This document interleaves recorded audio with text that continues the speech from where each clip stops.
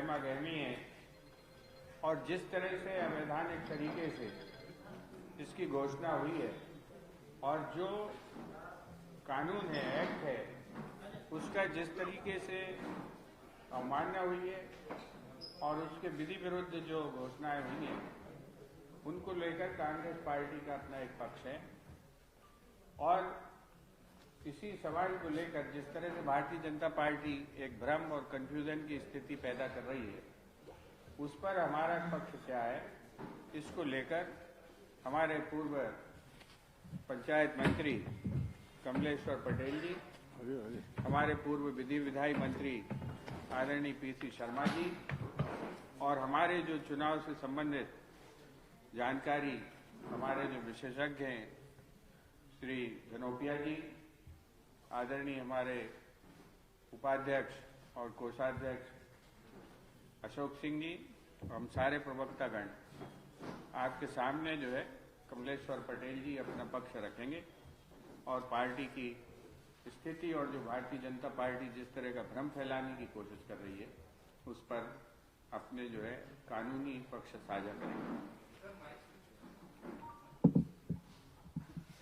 एक में काम चल जाएगा, दोनों चालू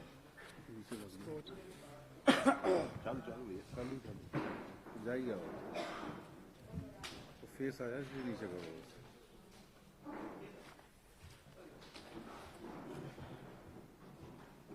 सबसे पहले तो आज की इस पत्रकार वार्ता में उपस्थित हमारे सभी सम्मानित इलेक्ट्रॉनिक और प्रिंट मीडिया के सम्मानित साथियों का हार्दिक अभिनंदन, स्वागत। आज की इस पत्रकार वार्ता में हमारे वरिष्ठ नेता, मध्य प्रदेश शासन के पूर्व मंत्री आदरणीय पीसी शर्मा जी, मध्य प्रदेश कांग्रेस कमेटी के उपाध्यक्ष आदरणीय अशोक सिंह जी, आदरणीय भूपेंद्र गुप्ता जी, आदरणीय जेपी धनोपिया जी, आदरणीय हमारे सक्सेना जी, आदरणीय शहरयार खान जी एवं उपस्थित अन्य हमारे सभी सम्मानित कांग्रेस पार्टी के जो वरिष्ठ नेता प्रवक्ता लोग बैठे हैं। आज इनके साथ कुछ बड़े महत्वपूर्ण विषय, जो बड़ा चिंता का विषय है, उन विषयों पे आपके सामने कुछ तथ्य रखना चाहेंगे। सबसे पहले तो आज हम ऐसे महान पुरुष परम पूज्य बोधिसत्व डॉक्टर भीमराव अंबेडकर जी का महापरिनिर्वाण दिवस जो कि 6 दिसंबर को मनाया जाता है, हम सब उनको विनम्र भावपूर्ण श्रद्धांजलि अर्पित करते हुए बाबा साहब के चरणों में सत नमन करते हैं। और बड़े दुख के साथ कहना पड़ता है कि संविधान के मूल्यों से घृणा करने वाले लोगों का शासन देश और प्रदेश में चल रहा है। ये बहुत चिंता का विषय है। आज एक तरफ जहां बाबा साहब की पुण्यतिथि मनाई जा रही है, जिन्होंने एक हमें सुंदर सा संविधान बना के दिया और सबको समानता का अधिकार दिया और हर वर्ग को मौका दिया, और जो कमियां थी हमारे स्वर्गीय राजीव गांधी जी ने 73वां 74वां संशोधन विधेयक लाकर हमारी चाहे वो महिला हो और चाहे SC ST OBC या अन्य वर्ग के जो लोग हैं, उनको पंचायती राज स्थानीय निकाय में भूमिका अदा करने का अवसर दिया। और जिन बातों का हमारे संविधान में उल्लेख है, संविधान और पंचायत राज की भावना को अनदेखा करते हुए जिस तरह से तानाशाही वाला तरीका मध्य प्रदेश सरकार ने अपनाया है, ये बहुत दुर्भाग्यपूर्ण है। शिवराज सरकार पंचायत चुनाव को दलीय चुनाव में बदलना चाहती है। जिस तरह का इन लोगों का अभी अभियान शुरू हो गया है। दूसरी तरफ हमने बहुत ही निष्पक्ष भाव से परसीमन कराया। परसीमन 15 वर्षों की इनकी सरकार में एक भी बार नहीं हुआ था। रोटेशन में आरक्षण जरूर करते थे, पर परसीमन नहीं हुआ था। बहुत सारी हमारी ऐसी पंचायतें थी जो 15 किलोमीटर के क्षेत्र में थी, 20 किलोमीटर के क्षेत्र में थी, कई बाढ़ प्रभावित गांवों में आ गई थी, जिसकी वजह से लोग वहां से विस्थापित कर गए थे। कई नगरीय निकाय, नगर पंचायत में आ गई थी। इन सब बातों को ध्यान में रख के हमने परसीमन की कार्रवाई की थी और आरक्षण का भी हमने रोटेशन में प्रावधान किया था और बड़ा निष्पक्ष भाव से आरक्षण की भी प्रक्रिया जिला पंचायत अध्यक्ष का छोड़कर बाकी हमारे, चाहे वो ग्राम पंचायत का हो या जनपद का हो और जिला पंचायत के वार्डों तक का आरक्षण बहुत ही निष्पक्ष भाव से हुआ था। यहां तक कि कुछ भारतीय जनता पार्टी के समर्थित लोग इस आरक्षण और परसीमन की प्रक्रिया को रोकने के लिए माननीय उच्च न्यायालय में भी गए थे और माननीय उच्च न्यायालय ने परीक्षण उपरांत उनके आवेदन को खारिज कर दिया था। पर दुर्भाग्य है कि ऐसे लोग सत्ता में काबिज है जो संविधान को नहीं मानते हैं, संविधान को दरकिनार करके संविधान का गला घोटने का काम कर रहे हैं और उनके द्वारा जिस तरह से तानाशाही वाला प्रक्रिया अपनाया गया वो बड़ा दुर्भाग्यपूर्ण है। एक बड़ा चिंता का विषय है, अभी सरकार ने पैसा अधिनियम लागू कर दिया। अनुसूचित क्षेत्रों में क्या स्थिति होगी ये किसी को नहीं मालूम है, ये भी एक टेक्निकल पॉइंट है।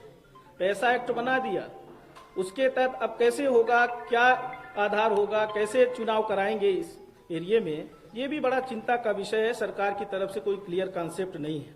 नए मतदाताओं को वोट डालने के अधिकार से भी वंचित करने का काम कर रहे हैं, जबकि 1 जनवरी को नई वोटर लिस्ट प्रकाशित होती है। क्या इतनी कौन सी ऐसी जल्दी थी? आप थोड़े दिन रुक जाते। कुछ हम संविधान में उल्लेखित तथ्यों का, जो कि जैसे संविधान में अनुच्छेद 355 प्रत्येक राज्य की सरकारें भारतीय संविधान के प्रावधानों के अंतर्गत कार्य करेंगी, ऐसा 355 अनुच्छेद में उल्लेख है। 243D त्रिस्तरीय पंचायतों में अनुसूचित जाति, अनुसूचित जनजाति, पिछड़ा वर्ग एवं महिलाओं के आरक्षण का प्रावधान किया गया है। इसी तरह 243T नगर पालिकाओं में अनुसूचित जाति, अनुसूचित जनजाति, पिछड़ा वर्ग एवं महिलाओं के आरक्षण का प्रावधान किया गया है। इसी तरह 213 राज्यपाल द्वारा जो अध्यादेश लाया जाना, ये बड़ा दुर्भाग्यपूर्ण है। एक तरफ प्रावधान किया गया है कि राज्य सरकारें भारत का जो संविधान है उसके अनुरूप कार्य करेंगी, और दूसरी तरफ मनमानी तरीके से जल्दबाजी में जो राज्यपाल द्वारा अध्यादेश लाया गया है, राज्यपाल केवल उन्हीं विषयों पर अध्यादेश ला सकते हैं जिन विषयों पर कानून बनाने का अधिकार राज्य सरकार को है। भारतीय संविधान इस देश का सर्वोच्च कानून है, जिसके प्रावधानों को बदलने, छेड़छाड़ करने 243D, 243T हेतु संविधान द्वारा प्रदत्त अधिकारों के दायरे से परे जाकर अध्यादेश लाना असंवैधानिक है। संवैधानिक प्रावधानों को बदलने हेतु अध्यादेश नहीं लाया जा सकता है। राज्यपाल द्वारा अध्यादेश केवल अचानक किसी कानून की आवश्यकता पड़ने पर ही लाया जा सकता है। माननीय उच्चतम न्यायालय के DC वाधवा केस 1987 के अनुसार अध्यादेश लाने का यह अधिकार केवल अति आवश्यक तात्कालिक आवश्यकता होने पर ही इस्तेमाल किया जाना चाहिए। अध्यादेश का लाया जाने से विधानसभा के कानून बनाने को ताकत का विकल्प नहीं हो सकता है। ये विधानसभा में चर्चा करानी थी, और विधानसभा में चर्चा कराने के बाद जब एक तरफ विधानसभा आहूत था, तो विधानसभा में चर्चा करा के कोई कानून पारित करना था। तो कहीं न कहीं चुने हुए जनप्रतिनिधियों के अधिकारों का भी हनन है। अध्यादेश लाने के स्थान पर राज्य सरकार को इस विषय पर विधानसभा में चर्चा कर प्रस्ताव कानून पारित करवाना चाहिए था। इस प्रकार मध्य प्रदेश शासन के राजपत्र क्रमांक 454 जारी दिनांक 21 नवंबर 2021 माननीय उच्च न्यायालय के DC वाधवा केस तथा भारत के सर्वोच्च कानून भारतीय संविधान के प्रावधानों के विपरीत है। इसीलिए हमने कहा है कि जो ऐसी सरकारें हमारे देश और प्रदेश में काम कर रही हैं जो हमारे संविधान से घृणा करती हैं, इसीलिए हमने उल्लेख किया है। बातें बड़ी बड़ी करती है पर संविधान का पूरी तरह से मखौल उड़ाने का काम कर रही है। संविधान के अनुच्छेद 243C एवं D के तहत पंचायतों में दो तथ्य बड़े महत्वपूर्ण उल्लेख है कि पहला तो परिसीमन डिलिमिटेशन कराना बहुत जरूरी है इस धारा के तहत, और दूसरा रोटेशन में 5 वर्ष में पंचायतों का आरक्षण कराकर ही चुनाव कराएं। पर उन्होंने ऐसा नहीं किया। उन्होंने एक तरफ जो अभी 1 वर्ष पहले आरक्षण हुआ, परिसीमन हुआ, उसको मानने को तैयार नहीं है, और 7 वर्ष पहले जो आरक्षण का विषय है उसको मानने के लिए तैयार है। ये कहां कौन से नियम में वर्णित है, ये जरूर हम सरकार से जानना भी चाहेंगे। सरकार की तरफ से पक्ष भी आना चाहिए। और हमने जो भी प्रक्रिया की थी मध्य प्रदेश निर्वाचन आयोग के सहमति से ही परिसीमन का, आरक्षण का सारा प्रोसेस नियम प्रक्रिया के तहत किया था। और जिस तरह से जल्दबाजी में मध्य प्रदेश निर्वाचन आयोग ने ये काम किया है, जल्दबाजी में जो घोषणा की है, कहीं न कहीं सरकार के दबाव में किया है। इस पे रोक लगानी चाहिए और जो हमारा कानून कहता है, जो नियम है, उसके तहत करवाना चाहिए। 5 साल में जो आरक्षण की व्यवस्था है, जिससे हमारी महिलाओं को, हमारे SC, ST, OBC के लोगों को बराबर प्रतिनिधित्व मिल सके, इसके तहत चुनाव कराने की आवश्यकता है। इसमें अभी कोई इतनी जल्दी नहीं, और हम लोग चुनाव कराने ही जा रहे थे। अगर कोविड नहीं आता, सरकार नहीं गिरती, तो हम लोग तो बहुत सारी चीजें हमने बड़ी व्यवस्थित करने का हमारी सरकार ने काम किया था। हमने और एक्ट में संशोधन किया था विधानसभा में लाके, और हमने जो 1 महीने में पहली प्रथम ग्राम सभा या जिला पंचायत की सामान्य सभा या आपका जनपद का जो सामान्य सभा की जो बैठक 1 महीने के अंदर करने का था, वो हमने घटा के 15 दिन किया था। क्योंकि 1 महीने काफी समय होता था, काफी इसका अपव्यय भी होता था और धरपकड़ बहुत होती चयन में। हमने एक ये संशोधन किया था, 1 महीने से घटा के 15 दिन करने का काम किया था। और दूसरा एक और हमने संशोधन किया था, सुधार किया था कि कोई भी व्यक्ति अगर वो नगरीय चुनाव में, नगरीय प्रशासन के चुनाव में, नगरीय निकाय में अगर पदाधिकारी चुना हुआ निर्वाचित प्रतिनिधि होता है और जिला पंचायत या जनपद या ग्राम पंचायत में प्रतिनिधि होता है, वो एक व्यक्ति एक ही पद पे रह सकता है। ऐसा हमने एक्ट बनाने का भी काम किया था।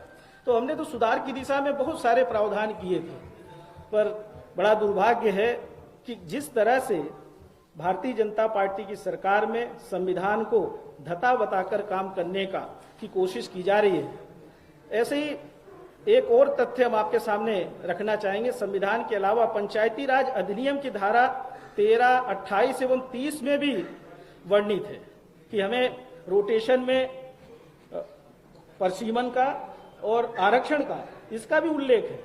पर इन सब चीजों से इनको कोई मतलब नहीं है। भाजपा सरकार पूरी तरह से मनमानी कर रही है। अध्यादेश के द्वारा धारा 9A को जोड़कर संविधान के विपरीत, इसके अतिरिक्त धारा 13, 28 व 30 के रोटेशन के विरुद्ध भी है। प्रदेश सरकार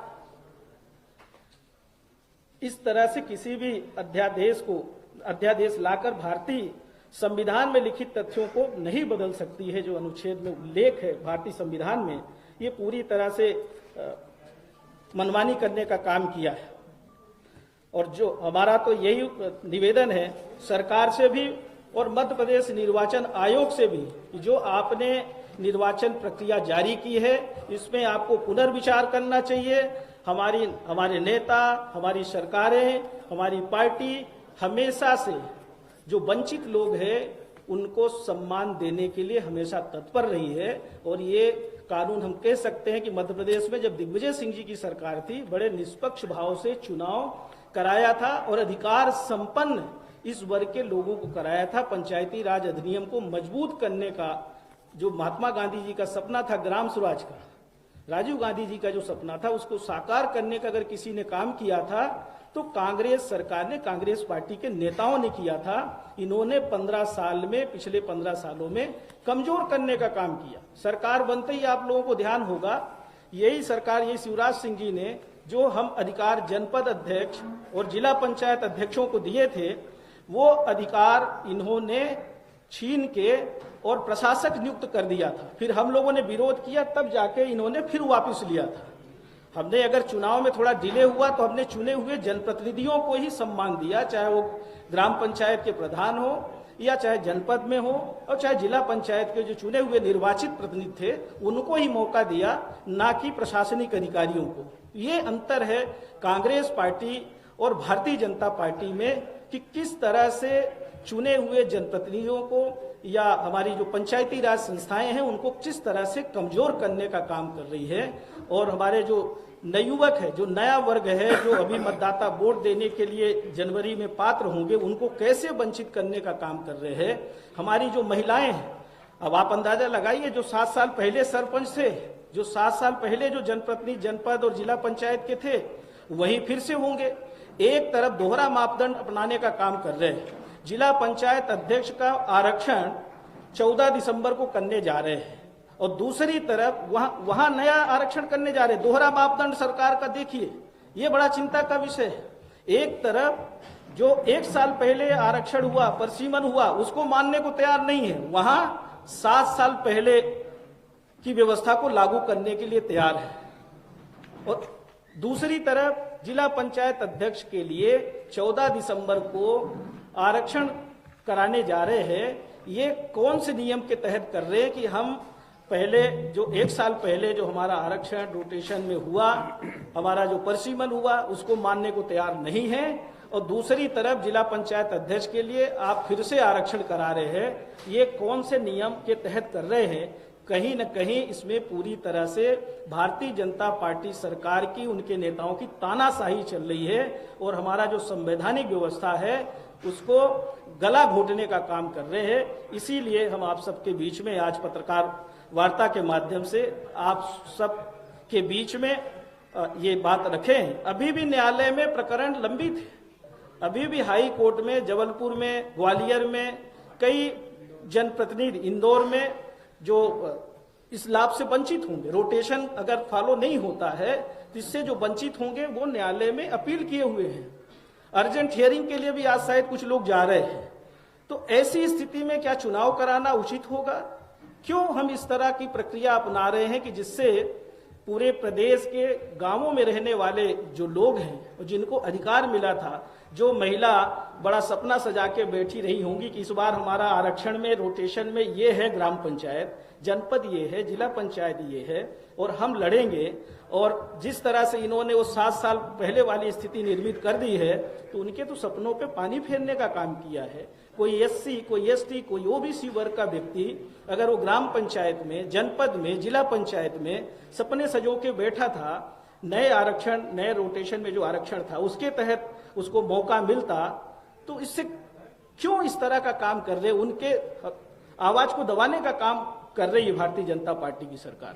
दूसरी तरफ 1000 से ज्यादा पंचायतें हमने नवीन बनाई थी, 1071 नवीन पंचायतें बनाई थी, और 1071 जो नवीन पंचायतें बनाई थी, वो नवीन पंचायतों में भी अगर चुनाव होता, उनको इंक्लूड करके करते, तो हमारे और भी लोगों को चुनने का मौका मिलता। जो गांव में रहने वाले लोग हैं वो अपनी पास की पंचायत में उनको काम करने का अवसर मिलता, उनको और सुविधाएं मिलती।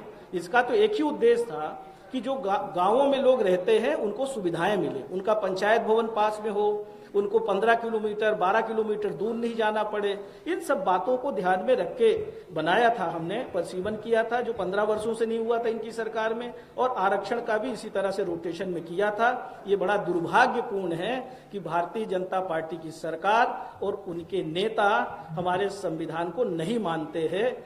बड़े दुख की बात है। दो सवाल है। हाँ, पहले सवाल का आप एक लाइन में बता दीजिए कि कांग्रेस पार्टी पंचायत चुनाव को लेकर वोट जा रही है या नहीं जा रही है? देखिए, कांग्रेस पार्टी चुनाव के पक्षधर है, पर कहीं अगर अन्याय होता है, जो भी हमारे साथी या जो भी हमसे सहयोग चाहते हैं, क्योंकि हम संविधान को मानने वाले लोग हैं और संविधान से अलग हटके जिस तरह से ये चुनावी प्रक्रिया चल रही है, इसमें कांग्रेस पार्टी ऐसे लोगों को सहयोग भी करेगी, मदद भी करेगी। मतलब आप वोट नहीं जा रहे हैं। आपकी पार्टी के एक प्रवक्ता है सैयद जाफर, वो कह रहे हैं कि हम वोट जा चुके हैं, हमारी वो ऑलरेडी, वो सैयद जाफर जिला पंचायत सदस्य थे, आपकी जानकारी के लिए बता दें। वो ऑलरेडी पंचायती राज संस्थाओं से चुने हुए जनप्रतिनिधि पहले भी थे, और वो क्योंकि चुनाव लड़ने की लालसा रखते रहे होंगे, इसलिए वो स्वयं जा रहे हैं। पर कांग्रेस पार्टी को प्रवक्ता जरूर है। पर इस तरह से जो लोग भी देखिए, कहीं भी अगर अन्याय अत्याचार होगा, कांग्रेस पार्टी वहां खड़ी मिलेगी। यही हमारा काम है। कोई देख पहली बात ये कि पार्टी, कांग्रेस पार्टी पूरी तरह से एक है और पूरी तरह से संवैधानिक व्यवस्थाओं के तहत जो नियम वर्णित है, अनुच्छेद उसके तहत चलना जानती है और उसके तहत ही हमेशा चली है। और कहीं भी इस तरह से हमारी संवैधानिक व्यवस्थाओं का दुरुपयोग होगा, भारतीय जनता पार्टी की सरकार में दबाने की कोशिश होगी, तानाशाही करने की कोशिश होगी, वहां कांग्रेस पार्टी के कार्यकर्ता, नेता हमारे प्रदेश की जनता के साथ, जो हमारे जनप्रतिनिधि बनने की भावना नए लोग रखते थे, हमारी महिलाएं रखती थी, हमारे SC ST OBC वर्ग के, जनरल वर्ग के जो लोग रखते थे कि रोटेशन में हमको मौका मिलेगा, उनको न्याय दिलाने के लिए कांग्रेस पार्टी पूरी तरह से उनके साथ खड़ी मिलेगी। एक मिनट मैं बोल दूंगा। आपने कहा सैयद जफर संगठन से जुड़े हुए हैं, लेकिन आप उनके बयान को देखिए। उनका कहना है कि विवेक तनखा पैरवी कर रहा है, कांग्रेस पार्टी कोर्ट जा चुकी है और विवेक तनखा देखिए, विवेक तनखा जी वरिष्ठ अधिवक्ता हैं और जब कोई भी पीड़ित व्यक्ति उनसे न्याय की बात करेगा तो स्वाभाविक रूप से वो अपना दायित्व निर्वहन कर रहे हैं। और कांग्रेस पार्टी भी, हमने कहा जैसा कि कांग्रेस पार्टी भी इन प्रकरणों में जो भी सहयोग चाहेंगे, हम कांग्रेस पार्टी के लोग उनके साथ खड़े हैं। पहले आज जो विषय है, जो विषय है इस पे चर्चा करें। जो विषय है इस पे चर्चा। ये एक मिनट मैं थोड़ा बोल दूं। ये इसमें जैसा अभी कमलेश्वर जी ने कहा, कमलेश्वर जी जो कहा कि आज बाबा साहब अम्बेडकर की पुण्यतिथि है, निर्वाण दिवस, और इसीलिए ये कहना चाहते हैं कि किस तरह से इन्होंने अध्यादेश जारी किया, वही गलत है। क्योंकि ये संवैधानिक वो है, इस पर अध्यादेश जारी नहीं हो सकता। गलती यहीं से शुरू हुई है। उसके अलावा इसमें जो परिसीमा आरक्षण होता है, विधानसभा लोकसभा में भी 20 साल में होता है, इसमें 15 साल से ज्यादा हो गए थे, तो ये होना आवश्यक था। तो ये इसको भी इन्होंने नकारा। और जो 1000 नई बन गई थी पंचायतें, एक तरह से उसको भी रोक लगाई। मतलब पंचायत का मतलब ये होता है कि छोटे छोटे गांव के आसपास लोग ग्रामीण जा सकें, संसाधन वहां नहीं होते तो वहां जाके पहुंच सके और अपनी बात रख सके, उसको भी इन्होंने नकारा है। मुझे तो लग रहा है, कुल मिला के शंका है इन पे, कि जिस तरह से इन्होंने ताबड़तोड़ ये जो निकाला है नोटिफिकेशन चुनाव का, इसमें शंका है कि ये जानते हैं कि संवैधानिक इसमें गड़बड़ की है हमने। इनका कहीं न कहीं इरादा कि कोर्ट से स्टे मिल जाए, हम इसको रोक दें, ये एक शंका दिख रही है। मैं एक मिनट बोलना चाहता हूँ। एक मिनट देखिए, क्योंकि मध्य प्रदेश कांग्रेस कमेटी की ओर से चुनाव आयोग संबंधी जो कार्य हैं उसके लिए मेरी प्रतिबद्धता की हुई है। मैं 2-3 बातें आपके सामने रखना चाहता हूं कि चुनाव कराने की मांग आदरणीय कमलनाथ जी द्वारा समय समय पर की जाती रही है। हम लोग खुद प्रतिनिधिमंडल के तौर पर जाकर BP सिंह साहब से मिले हैं कि चुनाव कराइए। नगरीय निकाय चुनाव उन्होंने नहीं कराए, उसके बाद में उन्होंने उसको दिया। पंचायत के चुनाव की घोषणा होने वाली थी। आपको आश्चर्य होगा, जैसे आदरणीय कमलेश्वर जी ने बताया है कि जो अध्यादेश आया है, वो अध्यादेश आया है रविवार संडे को, और 22 तारीख मंडे को शाम को 4 बजे पत्रकार वार्ता ऑलरेडी आयोजित थी इनकी। उन्हें मालूम पड़ा कि चुनाव घोषणा हो जाएगी तो क्या करें, उन्होंने इसको करवा दिया। इसमें एक बहुत महत्वपूर्ण पॉइंट ये है, उन्होंने कहा 1 साल में परिसीमन का उपयोग नहीं हुआ, इसलिए उसको निरस्त किया जाए मतलब पुराना माना जाए। तो उसके लिए भी कानून लाने की आवश्यकता है। जब कानून पहले से लिखा हुआ है तो ये लाने की आवश्यकता कहां पर है, ये उन्होंने किया। दूसरी बात, सबसे बड़ी बात है, चुनाव आयोग ने सरकार को कहा कि सारे अधिकारी जो वहां पर 3 साल के हो चुके हैं उनको स्थानांतरित किए जाए। ये पता कि आज तक किसी का भी स्थानांतरित नहीं हुआ है। तीसरी बात, जो मतदाता सूची है जिसका कार्यक्रम चुनाव आयोग ने जारी किया, उसे 6 तारीख आज की लास्ट डेट है जिसे मतदाता सूची होना। जब मतदाता सूची तैयार नहीं है तो चुनावी घोषणा कैसे हो गई। दूसरा, परिसीमन को लेकर 2 तारीख को ग्वालियर हाईकोर्ट बेंच के अंदर कालूराम सोनी द्वारा याचिका दायर की गई। याचिका में माननीय उच्च न्यायालय के जो मुख्य न्यायाधीश महोदय थे उन्होंने स्वयं नोटिस जारी कर 4 सप्ताह में जवाब मांगा, तो परिसीमन का मामला वहां पर आ गया, नोटिस जारी हो गया, नोटिस सरकार को मिल गया, आपने उसको नहीं माना और चुनाव की घोषणा कर दी। तीसरी बात, शनिवार को वहां पर एक हिंडोलिया जी करके हैं, उन्होंने कोई केस लगाया था जिसमें हमारे कांग्रेस पार्टी के सांसद आदरणीय विवेक तनखा जी अपियर हुए थे, कांग्रेस पार्टी की ओर से, नहीं हिंडोलिया जी की ओर से।